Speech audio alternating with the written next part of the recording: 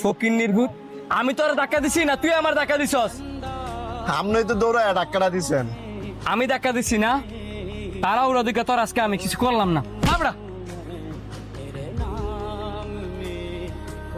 দাঁড়ান, আপনি আপনার মাকে দেখতে পারবেন না। কেন? আপনি কোনো মানুষ না, কারণ আপনার ভিতরে কোনো মনুষ্যত্ব নাই।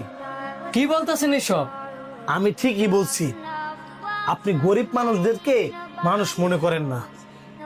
একটা কথা মনে রাখবেন, সে গরিব হোক কিংবা ধনী, প্রতিটা মানুষই রক্তে মাংসে গড়া।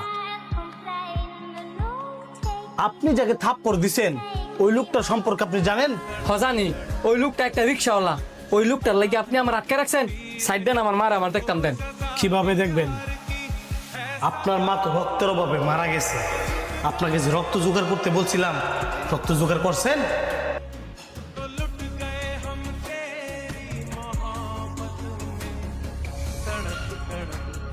কি কইলেন ডাক্তার?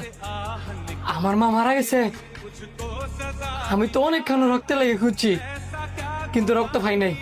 আপনি নিশ্চয়ই আমার লগে মিছা কথা কইতাছেন। হ্যাঁ, আমি মিথ্যা কথা বলছি। এই মিথ্যা কথা শুনে আপনার চোখটা পানি আয় বসে। এটা যদি সত্যি হইতো। তাহলে কি আমার মা মারা যায় নাই? না, মারা যায় নাই, তবে মারা যাইতো। আপনি যে রিক্সাওয়ালাটারে থাপ্পড় দিছেন, ওই রিক্সাওয়ালাটা যদি সঠিক টাইমে আপনার মার রক্ত না দিত। আরে মিয়া, বড় লোক দিয়ে গরিব চলে না, বরঞ্চ গরিব দিয়া বড় লোকরা চলে।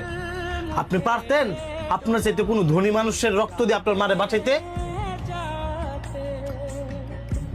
পারতেন না, কারণ একজন গরিবের ভিতরে যে মনুষ্যত্ব থাকে, একজন ধনী মানুষের ভিতরে তার বিন্দু পরিমাণে মনুষ্যত্ব থাকে না। আরেকটা কথা মনে রাখবেন, রক্তের মধ্যে লেখা থাকে না কোনটা ধনীর রক্ত কোনটা গরিবের রক্ত।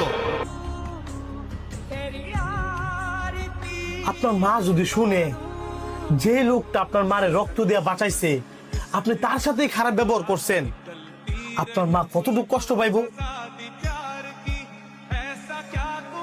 ওই লোকটা এখান থেকে চলে যাওয়ার আগে আগে তাড়াতাড়ি ওনার কাছে গিয়ে মাপ চান, আর নয়তো আল্লাহ পাক আপনাকে মাফ করবে না।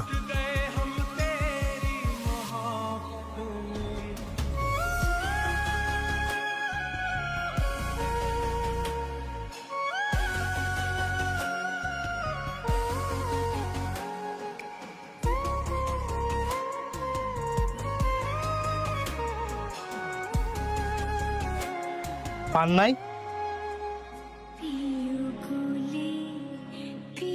সমস্যা নাই, অন্য কোনো দিন পাইলে ওনারে ভালো করে বুঝাই দিয়েন। আপনি যে আপনার ভুলটা বুঝতে পারছেন এটাই অনেক।